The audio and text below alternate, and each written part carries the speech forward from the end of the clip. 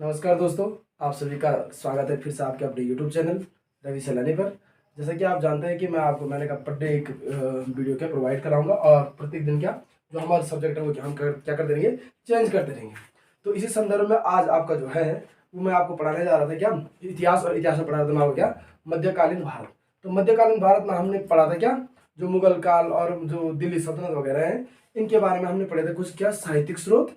अब इन्हीं साहित्यिक स्रोत के अगर हमारे इतिहास को जानने के लिए हमारे पास दो स्रोत होते हैं, एक होता है साहित्यिक स्रोत और एक होता है क्या पुरातात्विक स्रोत। तो हमने आपको पता होगा जो साहित्यिक स्रोत थे दिल्ली सल्तनत के वो लगभग सभी क्या कर देते कंप्लीट कर देते। और आज पढ़ेंगे हम क्या दिल्ली सल्तनत की क्या कुछ पुरातात्विक स्रोत। तो उसी संदर्भ में आज आपके सामने जो वीडियो लेके आया हूँ वो है आपका क्या दिल्ली सल्तनत के पुरातात्विक स्रोत। ठीक है ना, क्योंकि हमने जो दिल्ली सल्तनत था, दिल्ली सल्तनत था, इस दिल्ली सल्तनत में आपको पता है ऑलरेडी हम कितने 5 वंशों के जो क्या है साहित्यिक स्रोत है उनके बारे में पढ़ा।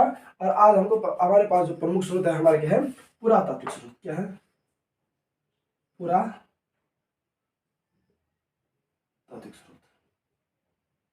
पुरातात्विक स्रोत, ये पुरातात्विक स्रोत किसके हैं? ये आपकी किसके? दिल्ली सल्तनत के।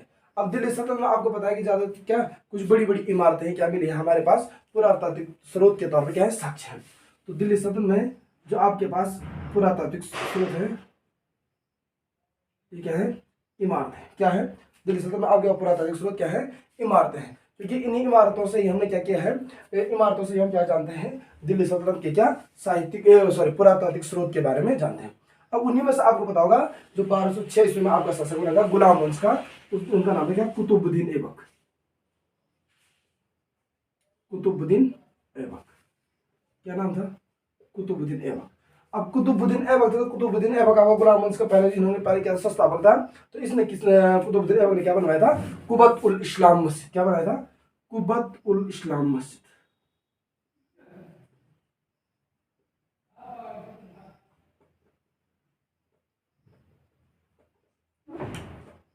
कुबत उल इस्लाम मस्जिद, कुबत उल इस्लाम मस्जिद का निर्माण करवाया आपका किसने? कुतुबुद्दीन ऐबक ने। ठीक है ना, कहां पर? मेहरौली दिल्ली में। कहां पर करवाया? मेहरौली दिल्ली।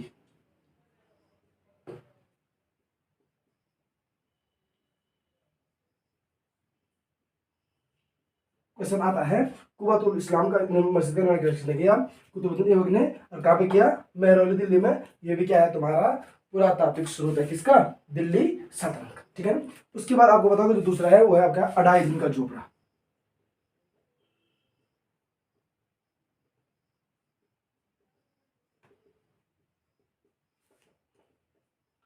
अढ़ाई दिन का झोपड़ा कहां बनाया था? अजमेर में। कहां बनाया था अढ़ाई दिन का झोपड़ा? अजमेर में। अढ़ाई दिन का झोपड़ा, अढ़ाई दिन का झोपड़ा बनाया था कहां पर? अजमेर में। कहां पर? अजमेर में। उसके बाद ना कुतुब मीनार। कहां पर? कुतुब मीनार।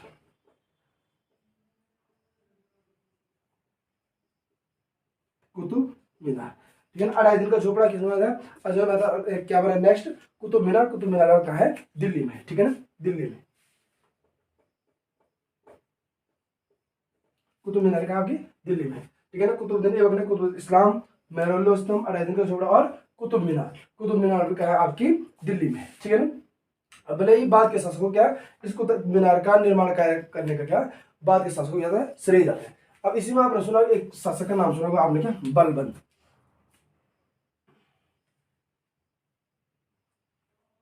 ठीक है, आपने इस शासक का नाम सुना होगा जो सल्तनत नहीं स्वतंत्रता आपका क्या बलबन। और बलबन ने क्या बनाया था? लाल महल। क्या बनाया था?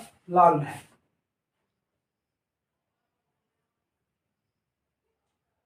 बलबन ने बनाया था आपका क्या लाल महल। क्या बनाया था बलबन ने? लाल महल।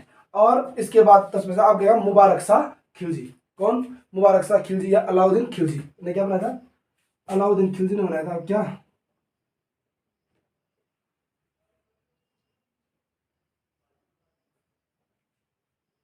अलाई दरवाजा।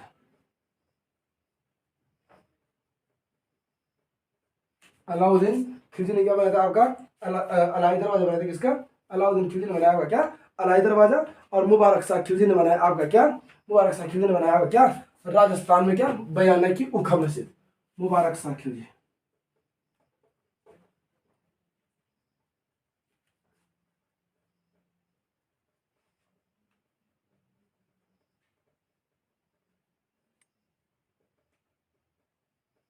बयानी कौन सी मस्जिद?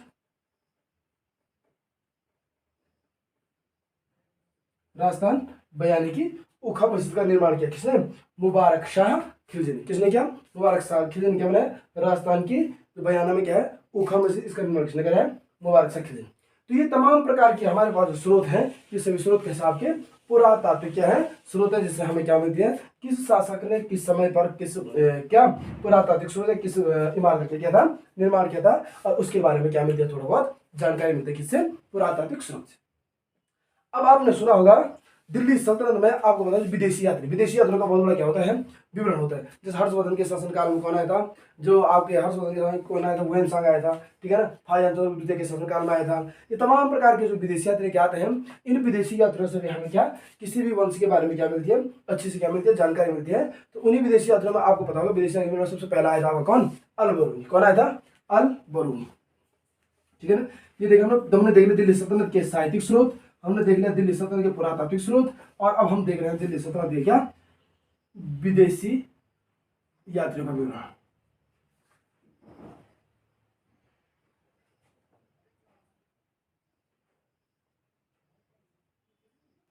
विदेशी यात्रियों का विवरण, और इन्हीं विदेशी यात्रियों के विवरण में हमने जो आपका पहला शासक पढ़ेंगे हम, ये सॉरी जो विदेशी यात्री पहला विदेशी यात्री पढ़ेंगे वो पढ़ेंगे हम कौन? अल बरूनी। कौन पढ़ेंगे?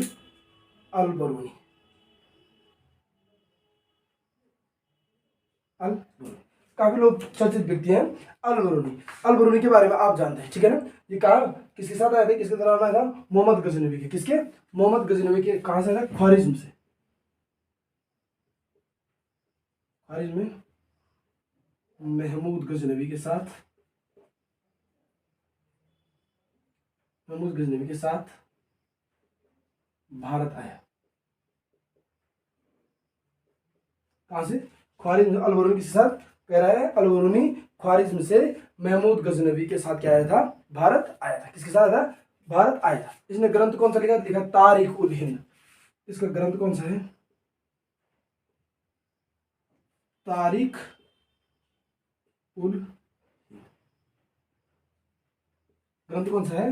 तारीख उल हिंद। तारीख उल हिंद किसका है? अल बरूनी का है तारीख उल हिंद। और इसने क्या किया? इसमें 11वीं शताब्दी के हिंदुओं का क्या साहित्य विज्ञान और धर्म क्या वर्णन किया है, ठीक है ना। 11वीं शताब्दी में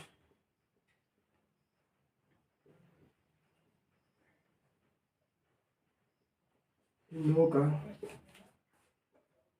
साहित्य विज्ञान और धर्म, साहित्य विज्ञान और धर्म का क्या क्या है वर्णन किया। किसने वर्णन किया है? तारीख उल हिंद अल बरूनी के 11वीं शताब्दी में हिंदुओं के साहित्य विज्ञान और क्या धर्म और सामाजिक परंपरा। हाँ एक और था पॉइंट किसका? सामाजिक परंपराओं का क्या क्या इसने वर्णन किया है।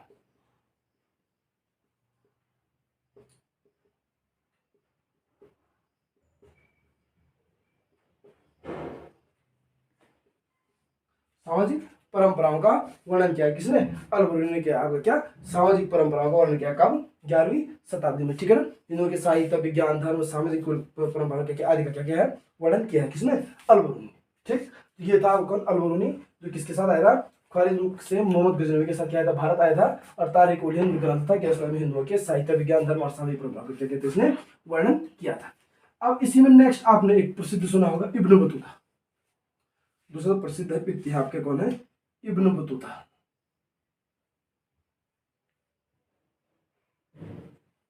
इब्न बतूता, इब्न बतूता आप जानते हैं। इब्न बतूता कहाँ का था? कहाँ का था? मोरक्को का। कहाँ का था? मोरक्को का। इब्न बतूता आपका मोरक्को का, है ना।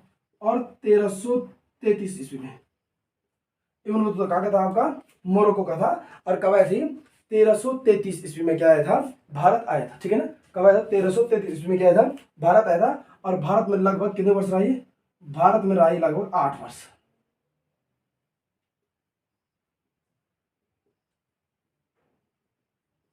भारत में कितने वर्ष रहा? लगभग 8 वर्ष रहा। क्या ये लगभग भारत में 8 वर्ष रहा। और इसने भारतीय खान पान क्या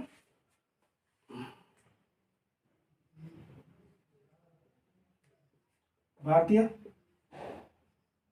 खान पान का क्या क्या वर्णन किया है? भारतीय खान पान का वर्णन किसने किया? इब्न बतूता ने। 1333 ईस्वी में आया था भारत, ठीक है ना। और भारतीय खान पान का क्या क्या इसने वर्णन किया, ठीक है ना। परंतु इस इब्न बतूता को मोहम्मद बिन तुगलक ने क्या काजी पद पर नियुक्त किया था? किसने? इब्न बतूता को मोहम्मद बिन तुगलक ने किस पद पर नियुक्त किया था? काजी पद पर। मोहम्मद बिन तुगलक ने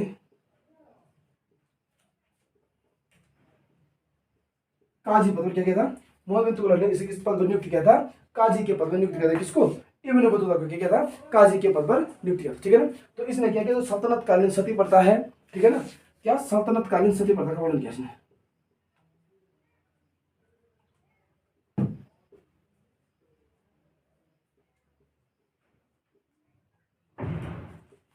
सल्तनत कालीन सती प्रथा का वर्णन किया किसने? इब्न बतूता, ठीक है ना। तो आपके पास क्वेश्चन आएगा, इब्न बतूता मोरक्को क्या था? 1333 ईस्वी में भारत आया था। सल्तनत कालीन क्या सती प्रथा का क्या क्या था इसने वर्णन किया था, ठीक है ना। और इसने क्या कहा था? बंगाल को दोजक ए पुर नेमत, बंगाल को कहा था इसने क्या?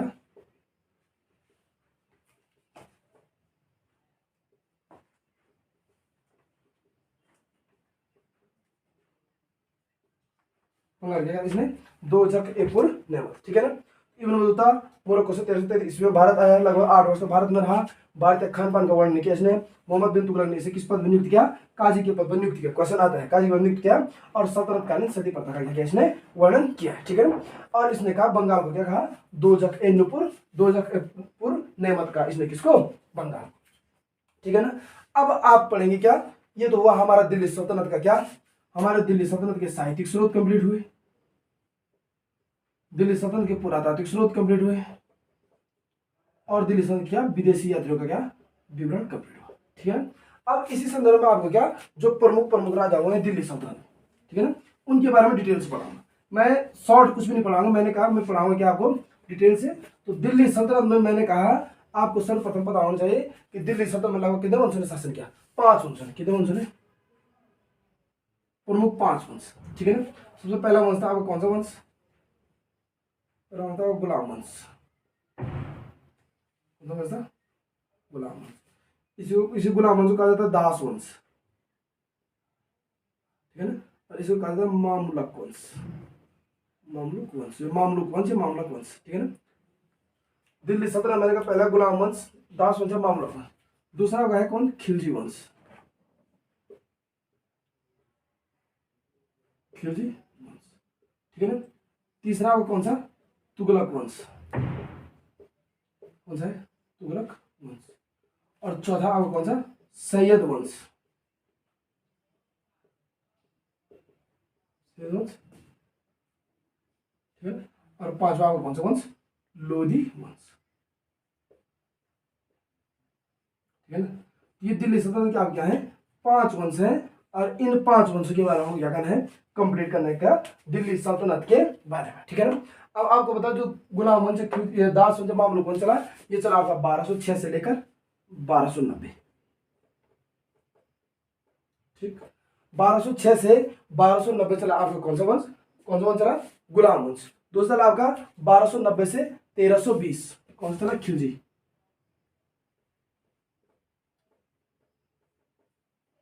ठीक। 1290 से 1320 चला आपका कौन सा? खिलजी, ठीक है ना। अब यहाँ पर सबसे बड़ी दिक्कत है कि जो 1320 तक ये चला, उसके बाद 1320 से और 1414 तक, 1320 से और 1413 तक या 1414 तक, ठीक है, 13 तक भी कर सकते हैं, ठीक है ना। 1320 से 1413 तक चला आपका कौन सा वंश? तुगलक वंश। कौन सा वंश? 1320 से लेकर 1413 तक तुगलक वंश। और सैयद वंश चला आपका 1414 से 1451 तक, 1414 से 1451 तक, ठीक। और अंत में चला आपका 1451 से 1526 ईस्वी तक कौन सा? लोधी वंश। 1451 से 1526 तक कौन सा? लोधी वंश चला। और इसी में अंतिम युद्ध में आपका पता होगा 1526 में पानीपत का पहला युद्ध होता है। इसी पानीपत के पहले युद्ध में कौन मार जाता है? आपके कौन मार जाता है? बाबर किसको मार देता है? इब्राहिम लोधी को क्या कर देता है? मार देता है। और यहाँ पर लोधी वंश का क्या हो जाता है? अंत हो जाता है, ठीक है ना। तो गुलाम वंश देख लिया, दास वंश 1290, खिलजी वंश 1290, 1320, तुगलक 1320, 1413 से 1451, और ये लोधी वंश 1451 से 1526। ठीक है ना। अब आपको पता होगा, ये तो हुआ कंप्लीट, इनके सबके बारे में पढ़ लेंगे। इसमें हम पहला वंश पढ़ेंगे, वो पढ़ेंगे आप कौन सा, गुलाम वंश, दास वंश या मामलुक वंश। गुलाम वंश, दास वंश या मामलुक वंश। ठीक है ना। अब यहां मैं ऊपर से लिख देता हूं सीधे, क्या, गुलाम वंश, इसे कहते हैं दास वंश, इसे कहते हैं मामलुक वंश। गुलाम वंश 1206 ईस्वी से लेकर 1290 तक। ठीक है, 1206 से लेकर 1290 तक क्या इन्होंने क्या किया था, शासन किया था, 1206 से 1290। अब इसको मैं 3 पार्ट बांटूंगा। कितने पार्ट बांटूंगा, 3 पार्ट। मैंने कहा इसको मैं कितने पार्ट बांटूंगा, 3 पार्ट बांटूंगा। 3 पार्ट में क्यों बांटूंगा, पहले तो बताऊंगा मैं आपको कुतुबी वंश, दूसरा शमसी वंश और तीसरा बलबनी वंश, बलबनी वंश। पहला आपका कुतुबी वंश, दूसरा आपका शमसी वंश और तीसरा आपका बलबनी वंश। ठीक है, कुतुबी वंश, शमसी वंश और बलबनी वंश। ठीक है, इस कुतुबी वंश में 1206 से लेकर 1211, 1206 से 1211, 1206 से 1211 कुतुबी, शमसी 1211 से 1266,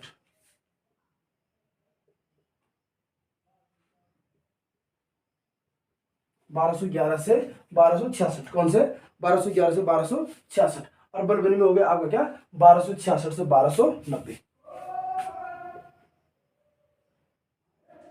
1266 से 1290। कुतुबी 1206 से 1211, 1211 से 1266 और 1266 से 1290। ठीक है ना। इसमें जो आपका पहला शासक बना वो बना आपका कौन, कुतुबुद्दीन ऐबक। कौन बना इसमें, पहला शासक बना आपका कुतुबुद्दीन ऐबक। कौन बना, कुतुबुद्दीन ऐबक। अब कुतुबुद्दीन ऐबक कितने का शासन किया, 1206 से लेकर 1210। क्योंकि 1210 में तो आपको बताऊंगा चौगान खेल समय इसकी क्या हो जाती है, मृत्यु हो जाती है। ठीक है ना। इसके तत्पश्चात कुतुबुद्दीन ऐबक के पश्चात शासक कौन बनता है, आराम शाह। कौन सा शासक, आराम शाह। और ये 1210 से लेकर 1211, जैसा नाम वैसे ही काम। ठीक है ना। इसने क्या किया, आरामी किया, 1210 से लेकर 1211 तक इसने क्या किया, शासन किया। किसने, आराम शाह ने 1210 से लेकर 1211 में क्या किया, शासन किया। परंतु आपका जो क्या है, शमसी वंश है। शमसी वंश में आपका जो पहला प्रमुख उत्तराधिकारी था वो कौन था, आपका इल्तुतमिश। कौन था, इल्तुतमिश। कौन था, इल्तुतमिश। ठीक है ना। अब इल्तुतमिश ने क्या आपका ज्यादा शासन, 1211 से 1236 इल्तुतमिश शासन करता क्या, 1211 से लेकर 1236 तक किसने शासन किया, इल्तुतमिश ने क्या किया, शासन किया। ठीक है ना। आता है क्वेश्चन, इल्तुतमिश किस वंश का था, तो इल्तुतमिश किस वंश का था, शमसी वंश का था। इसने 1211 से लेकर 1236 तक क्या किया, शासन किया। ठीक है ना। इसके बाद आपका शासक रुकनुद्दीन फिरोज। कौन बना शासक,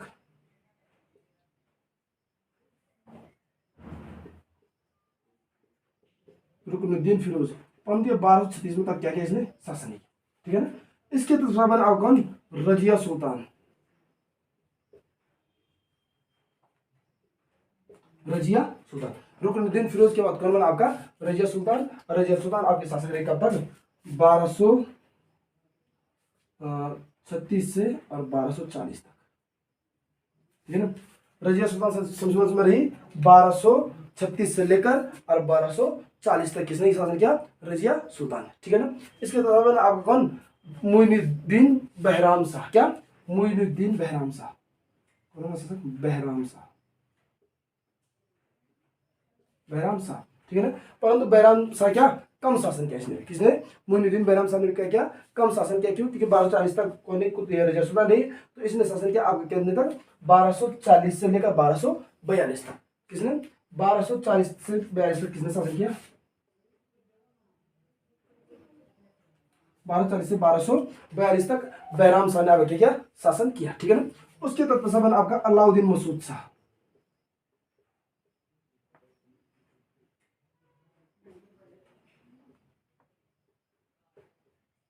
अलाउद्दीन मसूद शाह। और अलाउद्दीन मसूद शाह 1242 से 1246, अलाउद्दीन मसूद शाह 1242 से लेकर 1246 तक इसने क्या शासन किया। और लास्ट बना हुआ कौन, नासिरुद्दीन महमूद। कौन, नासिरुद्दीन महमूद।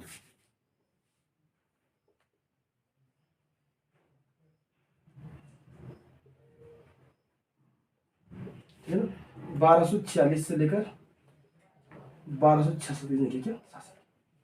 ठीक, तो ये आपके सब कितने शमसी वंश में है। तो पूरे गुलाम वंश इसी वंश के हैं, परंतु मैंने 3 भागों में, ये कुतुबी वंश हो गए, शमसी वंश हो गए, ये बलबनी हो गया, और 1266 तक किसने शमसी वंश के शासन ने किया, शासन किया। ठीक है, इसी में अब आपका नेक्स्ट आता है बलबनी वंश। और बलबनी वंश में आपका जो पहला शासक होगा वो होगा आपका कौन, बलबन। कौन होगा, बलबन। 1266 से 1297 पहला शासक होगा आपका कौन, बलबन। 1266 से 1297 तक शासन किया किसने, बलबन ने। अब इस बलबन के क्या हुए, 2 पुत्र हुए। एक था शहजादा मोहम्मद और दूसरा था बुगरा खां। इसके कितने पुत्र हुए, 2 पुत्र हुए। एक कौन था,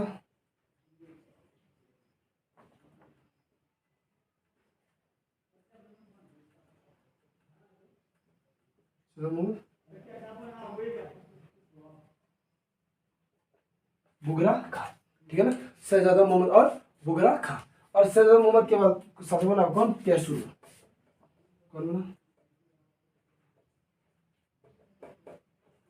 शहजादा मोहम्मद के बाद कौन बना शासक, कैसुर। कौन बना, कैसुर या कैखुरो, कैखुसरो भी कहते हैं इसको, क्या कैसुरो या कैखुसरो, कैसुरो या कैखुसरो क्या बना, शहजादा मोहम्मद के बाद कैखुसरो क्या बना, शासक बना। और बुगरा खां के बाद कैकुबाद, और कैकुबाद क्या, क्यूमर्स। इसके बाद बोले कैकुबाद, और कैकुबाद के आपका अंतिम बना कौन, क्यूमर्स।